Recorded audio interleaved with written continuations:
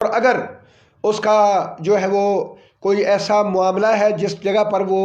زندہ رہ رہا ہے، جس گھر میں رہ رہا ہے، جس معاشرے میں رہ رہا ہے، وہاں کو ایسا ماحول اس کو ایسا مل گیا ہے کہ وہاں جیسے یہ ملوں کا، فیکٹریوں کا ماحول ہے، یہاں بہت زیادہ شور ہوتا ہے، تو جب وہ اس شور سے باہر اپنی ڈیوٹی ختم کر کے آتا ہے تو پھر اسے اس شور سے زیادہ کو آواز سنائی دے گی تو پھر وہ سنے گا، ورنہ وہ چھوٹی موٹی آواز نہیں سنے گا۔ تو اس کو بھی فوکس کرنے کے لیے پھر ہم سلفر دیں گے، فاسفورس دیں گے، لیکن بعض اوقات ایسا ہوتا ہے کیونکہ اس کے اندر جو یوسٹیکین ٹیوب ہوتی ہے اس کا جو